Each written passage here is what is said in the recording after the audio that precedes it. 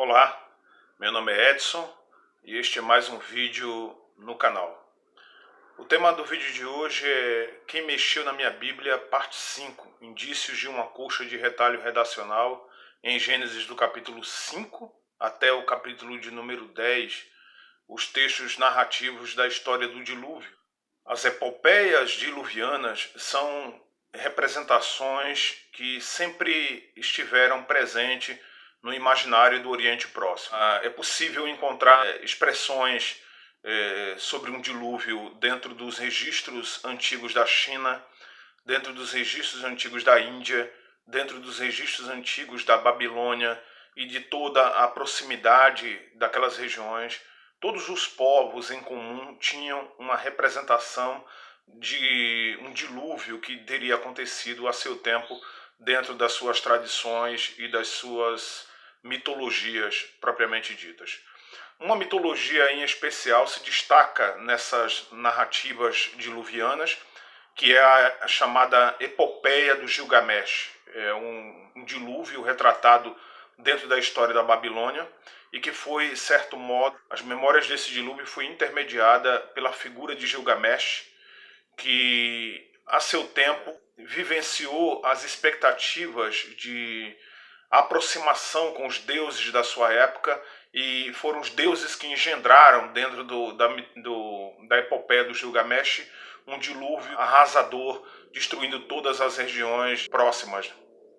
No mito diluviano da epopeia do Gilgamesh, todos os elementos constitutivos que estão na narrativa do texto do Gênesis, do capítulo 5 até o capítulo 10, estão presentes. Você tem a história do dilúvio propriamente dito, não uma proximidade com relação aos dias que são retratados no texto da Bíblia, porque no texto bíblico do Gênesis 5 a 10 você tem duas tradições narrativas presentes, a tradição javista e a tradição sacerdotal. E esses dois dilúvios bíblicos foram unidos em um só. A tradição javista traz à tona a história do dilúvio a partir do capítulo de número 6 do Gênesis. A tradição sacerdotal traz a história do dilúvio a partir do capítulo de número 9. E essas tradições, elas são, de certo modo, muito divergentes entre si, pela quantidade de dias, pelos os pormenores dos acontecimentos que levaram ao dilúvio propriamente dito, pelo o tempo em que esse dilúvio demora para acontecer, o tempo de duração do próprio dilúvio e o tempo de saída da arca dessa figura chamada Noé e também decorrentemente dos seus filhos. Quando essas duas tradições, a tradição javista e a tradição sacerdotal, são unidas por um redator a posteriori, ele precisa achar um mecanismo de compreensão que una a quantidade de dias do dilúvio registrado na tradição javista e a quantidade de dias do dilúvio registrado na tradição sacerdotal. Há um choque numérico nessas representações, mas em algum momento um redator pega essas duas tradições e colocam elas num patamar só, e por isso você tem, por exemplo, um dilúvio que no texto bíblico durou pelo menos um ano. Mas este dilúvio só durou um ano porque essas duas tradições foram unidas, e a quantidade de dias existentes em uma tradição, somados à quantidade de dias que existia em outra tradição, quando unidas essas duas tradições, chegou-se ao valor numérico de um ano com relação à duração do dilúvio bíblico. Enquanto isso, as tradições do Gilgamesh, da qual aparentemente essas tradições israelita judaíta bebem dessa fonte para construir as suas próprias narrativas, quando essas tradições começam a se avolumar dentro do mito cosmogônico babilônico, ela dá conta dos mesmos pormenores que são encontrados dentro da tradição bíblica.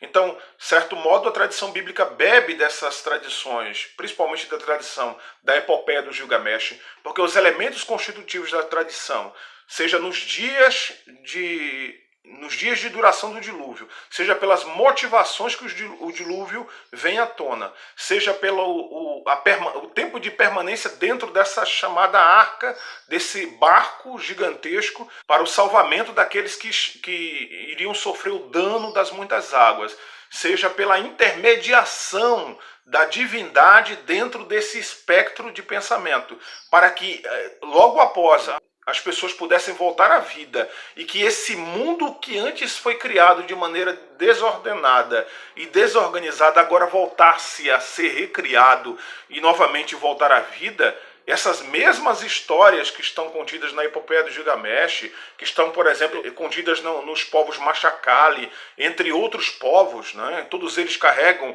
uma ideia diluviana de mundo criado e recriado a partir da divindade. Essa cosmogonia israelita-judaíta bebe dessas fontes também para criar a sua própria história de criação e recriação do mundo. Esse mundo novo que nasce a partir de uma destruição anterior e ele é recriado.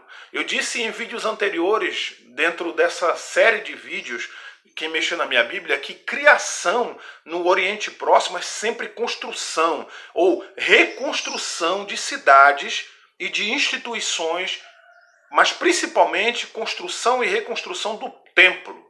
Essas são realidades que são estanques, que estão presentes dentro desses espectros de pensamento, dessas cosmogonias do Oriente Próximo, da mesma forma que estava dentro da cosmogonia israelita-judaíta. O que é o dilúvio para os babilônicos? É a recriação e a reconstrução da sua própria cidade, Babi Apsu, como disse no vídeo anterior, a porta das águas, não é? A Babilônia que foi fundamentada nos abismos mais profundos, no Apsu, sob os dragões do abismo. Babilônia reinava, ela colocou seus fundamentos nos lugares mais profundos do oceano para então se tornar a grande cidade, a majestosa cidade. É a isso que também se presta essa epopeia do Gilgamesh. Gilgamesh, dentro da tradição babilônica, da mitologia, da cosmogonia babilônica, se presta à construção e reconstrução dessa cidade. Criação e nova criação dentro do Oriente Próximo é sempre construção e reconstrução de cidades, instituições, mas principalmente de templos. E a partir dessas fontes que o mito cosmogônico israelita-judaíta bebe e ele recria a sua nova história a partir dessa percepção. Mas não apenas isso, todos os mitos cosmogônicos de criação e recriação e de dilúvio dentro do Oriente Próximo sempre deram conta de que dilúvio sempre era uma destruição arrasadora por um povo muito mais forte e poderoso do que o povo que ali estava. E o dilúvio sempre foi uma multiplicidade de águas com uma multiplicidade de destruição, como se algo arrasador tivesse chegado até a proximidade daquele território e tivesse arrasado ele por completo. E a pergunta que o dilúvio, todos os dilúvios impõem é o seguinte: durante quanto tempo essa destruição esteve presente? O quanto que ela destruiu? E quem foi o motivador dessa destruição? Nas tradições diluvianas de todos os povos, há sempre em mente um juízo abrasador, um juízo destruidor, vindo por ocasião de um povo bélico, com muito mais poder do que aquele povo que ali estava, arrasando as suas cidades, destruindo os seus templos, acabando com a sua cultura e com a sua própria história. A esse tipo de pensamento se presta o texto bíblico da mesma forma. Então você tem, por exemplo, na narrativa do Gênesis capítulo 5, as chamadas Toledot. O que são as Toledot? São a história das gerações dos povos. Nesse caso, do capítulo 5 do livro do Gênesis, está tentando se contar a história das Toledotes, ou das gerações da família de Noé. Para se chegar à convergência da história de Noé, é preciso se contar tudo aquilo que levou, ou seja, que tipo de associação essa criação e recriação chamada dilúvio vai ter a partir da história das gerações de Noé. Então é preciso casar as histórias de Noé com as histórias de Adão, com as histórias de Eva, com a história dos seus ancestrais. E é por isso que se presta essas chamadas toledotes, ou seja, as criações das histórias, as amarrações das histórias das gerações que vão culminar na figura representativa maior, que é a figura de Noé. Tem como ancestral Adão e Eva. Tem como ancestral os seus filhos e filhas que vieram a posteriori. Tem como ancestral uma ligação ecumênica com as realidades da criação anterior. Ou seja, com a criação de Adão e Eva, com o nascimento de Caim e Abel e com tudo aquilo que veio decorrente desses povos. Então, é preciso achar-se um motivo para que esse dilúvio, é preciso achar um motivo para explicar como esse dilúvio acontece. Ou seja, essa devastação imposta por um poder imperial e bélico muito maior do que aquele que ali está. Essas motivações são, de certo modo, retratadas no texto do Gênesis, a partir do capítulo 5, contando a história das gerações de Noé, ou seja, das Toledotes, para logo em seguida mostrar que houve um acúmulo de violência dentro daquele espaço.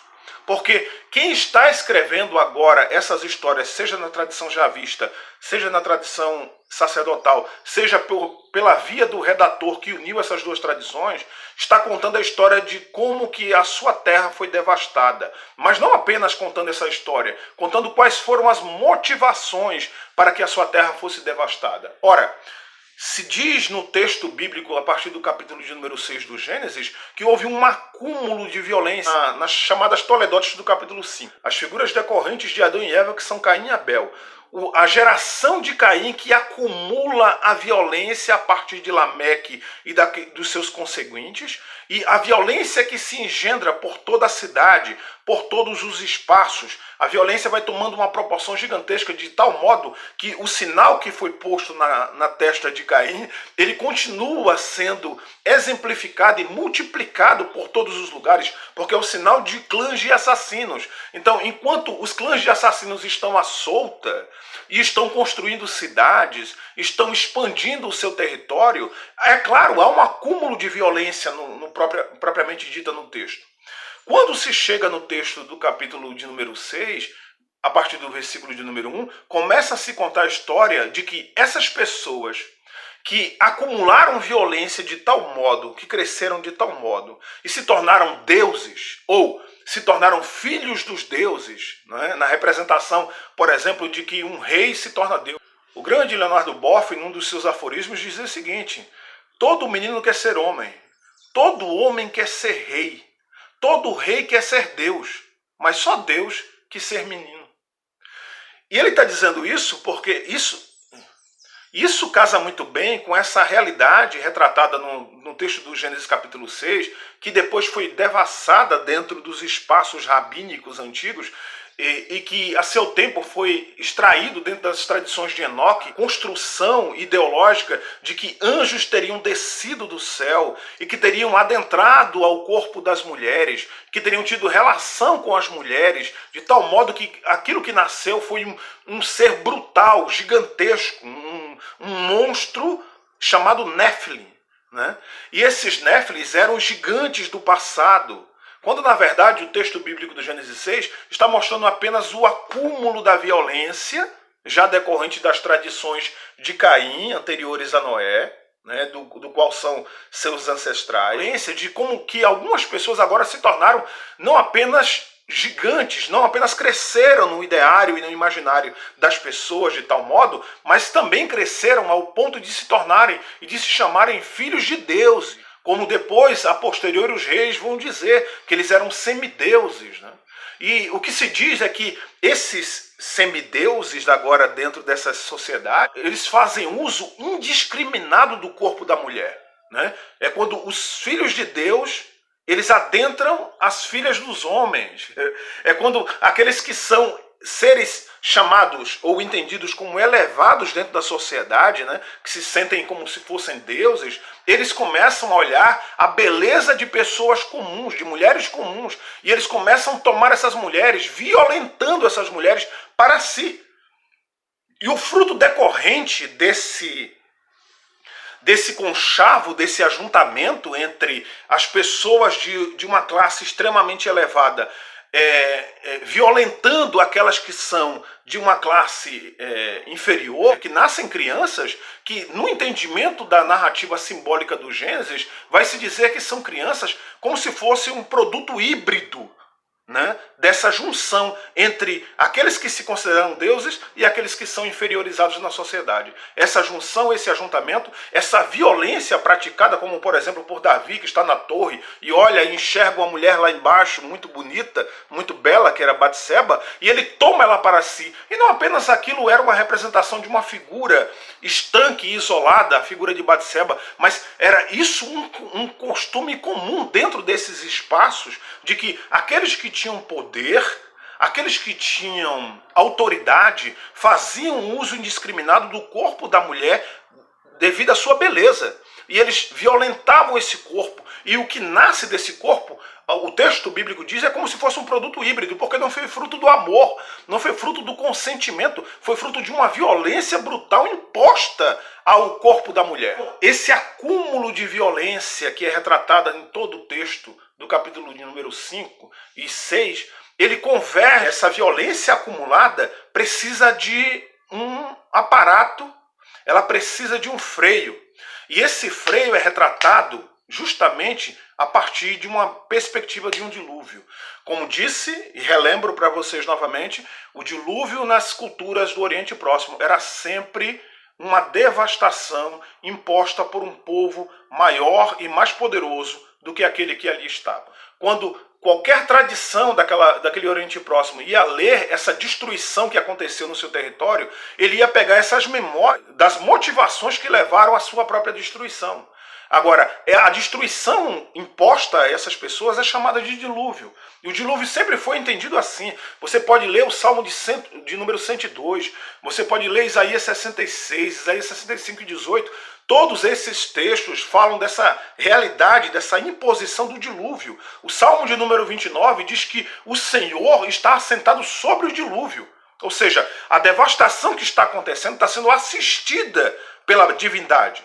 Né? E aí, é claro, quando se vai construir esses relatos, é preciso achar as motivações que levaram a essa destruição. No texto bíblico do Gênesis, do capítulo 5 até o capítulo de número 10, o que se diz é que houve um acúmulo de violência interna.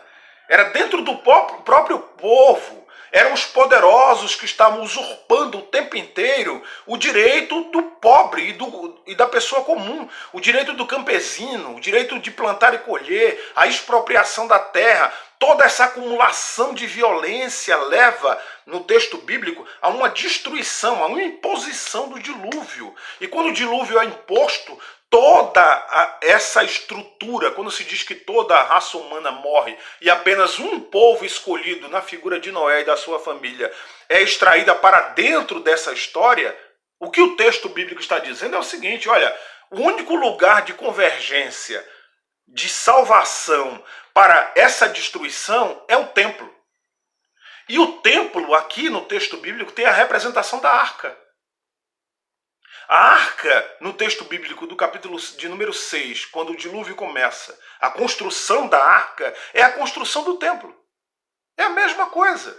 É uma simbologia engendrada para mostrar que o único lugar de salvação de Israel não era na sua política ideológica, nos seus conchavos com os povos vizinhos, ou, quando muito, das suas destruições e reconstruções do seu próprio território. O que está sendo dito ali é o seguinte: olha, mesmo a despeito de deportação, mesmo a despeito de escravidão, mesmo a despeito de nós sermos extraídos do nosso solo, principalmente na figura do dilúvio aqui, na figura de Nabucodonosor, não a despeito disso, de nós sermos expropriados do nosso próprio lugar, o único lugar de salvação que nós temos é construirmos para nós esse próprio lugar de salvação segundo a égide da divindade. Ora, é a divindade quem chama a figura de Noé. É preciso que não se esqueça que o nome Noé significa descanso. Noah significa descanso. Ou seja, é como se uma criação e recriação, logo a partir do texto do Gênesis, do capítulo de número...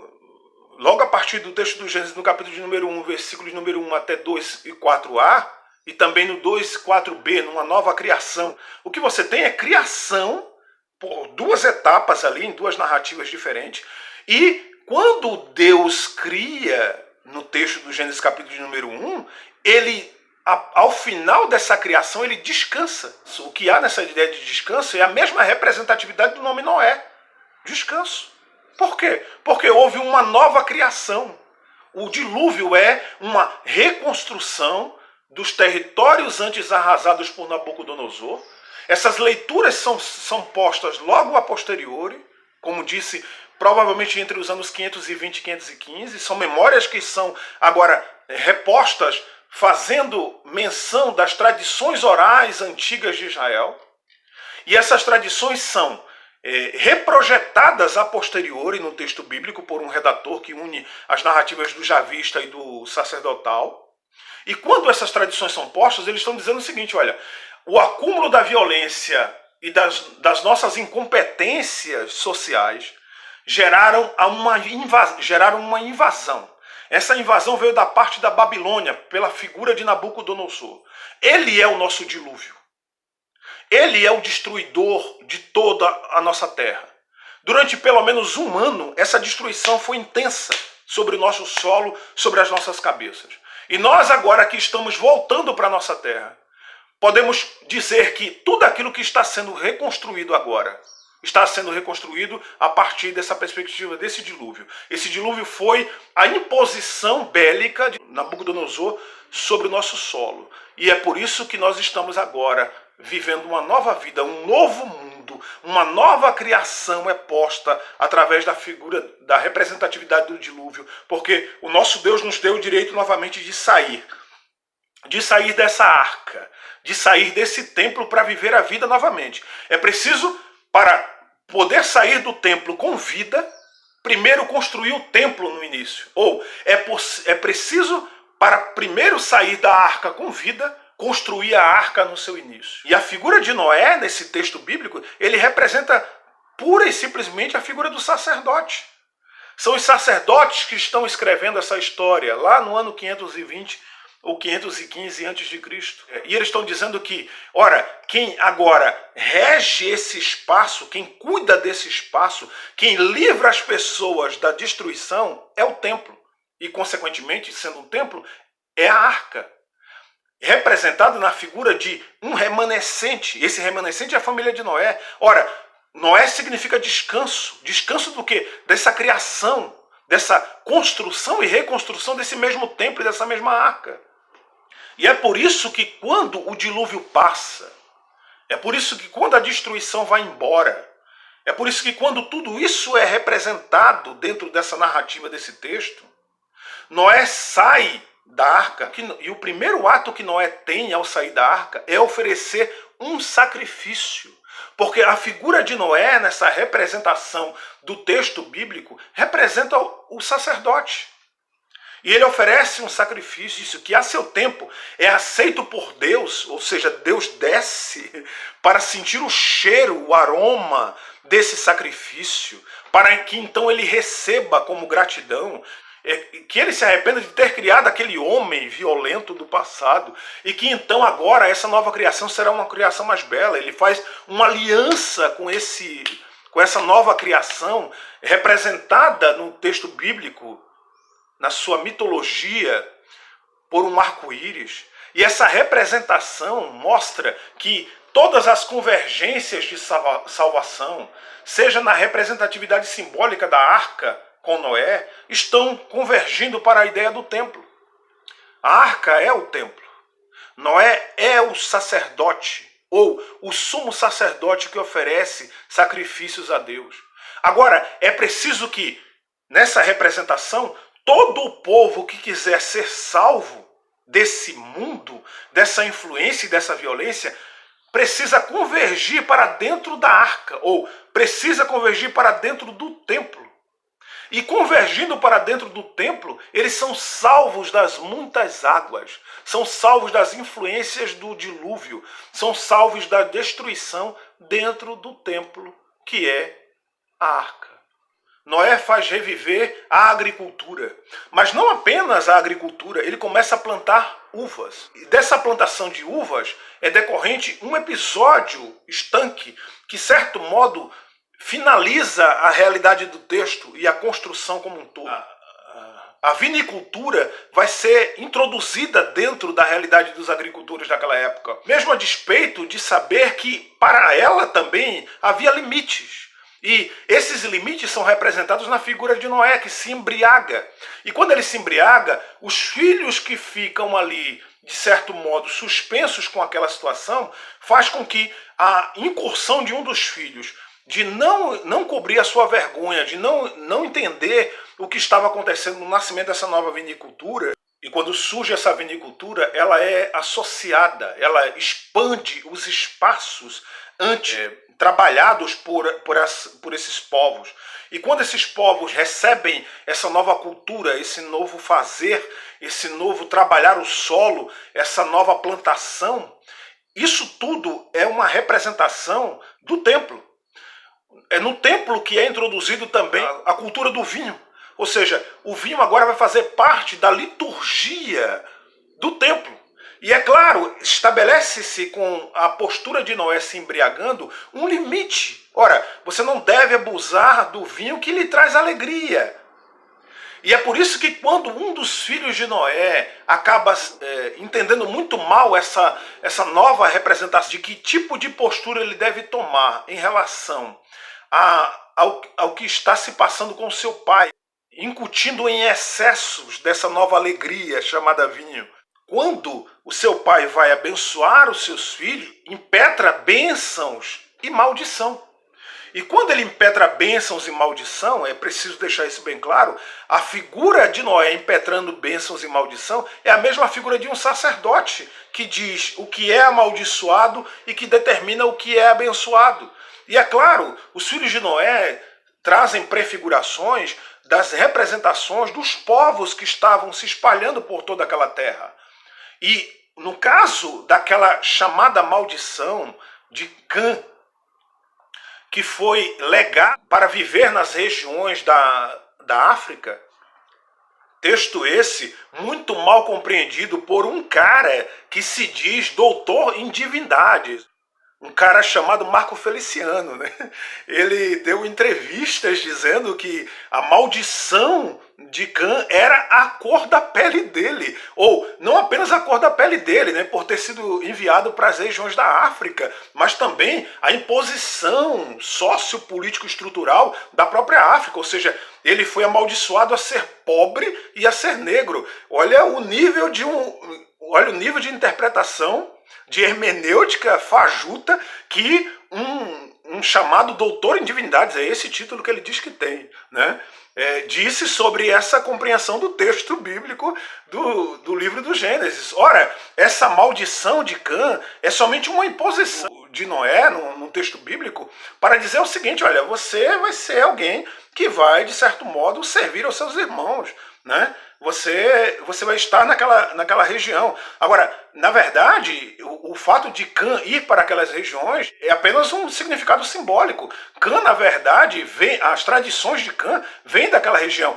São os povos que já existiam a partir daquelas regiões da Etiópia, da Namíbia, daquelas regiões do Egito, que convergem para as tradições de Cã, e não Cã que vai até lá, para aquelas regiões. É uma falta de compreensão absurda desses caras, né? Não tem hermenêutica, não sabe o que é isso, né? E por isso mesmo faz essas hermenêuticas loucas, né?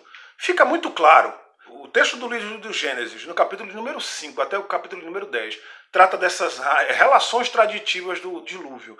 E esse dilúvio bebe de todas as fontes que estão no Oriente Próximo. Assim também como nos povos indígenas têm os seus dilúvios. Esse dilúvio, na representação do texto bíblico, é a imposição da devastação de Nabucodonosor com a sua Babilônia se impondo sobre a região de Judá. E é quando o texto sacerdotal, unido ao texto javista, que as tradições, não apenas de dias, mas de acontecimentos e de motivações que levaram a esse dilúvio, elas são redigidas e são redatadas e são postas. E quando essas tradições são postas, elas vêm carregadas de uma linguagem simbólica e mitológica. E essa linguagem simbólica e mitológica dão conta justamente desse retrato, dessa destruição imposta por Nabucodonosor para o povo de Judá. E é por isso que, nesse texto bíblico do livro do Gênesis, a figura da arca é a figura do templo, que precisa ser construído para que seja o lugar de salvação de todos aqueles que podem perecer pelo acúmulo de violência das cidades e dos povos. E a figura de Noé é a representação do sumo sacerdote, que quando sai da arca, logo após, oferece sacrifícios a Deus. E somente a partir desses sacrifícios é que a ira de Deus, no texto bíblico, é aplacada. E ela é aplacada porque um sumo sacerdote agora, e é os sacerdotes que estavam escrevendo essa história, ele está ali como intermediador entre a divindade e os humanos. E esses humanos precisam convergir, eles precisam sair dos seus lugares agora, porque, como disse em vídeos anteriores, o Javé das montanhas de Seir, das montanhas de Parã, das regiões de Midian e de Edom, não estava mais livre, leve e solto, à disposição de quem quer que fosse. Javé agora estava preso num templo. E dentro do templo, no Santo dos Santos, pela mediação do sumo sacerdote apenas uma vez ao ano, e todo aquele que cria agora em Javé precisava convergir para dentro do templo. Aí há toda uma dinâmica de funcionamento do templo. Né? No templo é preciso oferecer sacrifícios. E oferecer sacrifícios no templo implicava em uma demanda estrutural, financeira, dentro do próprio templo, para a sustentação do templo e para a sustentação dos sacerdotes. Ora, essa é uma história que a posteriori eu vou retrabalhá-la com vocês. Se você gostou desse vídeo, eu peço que você curta, compartilhe, se inscreva no canal. Grande abraço.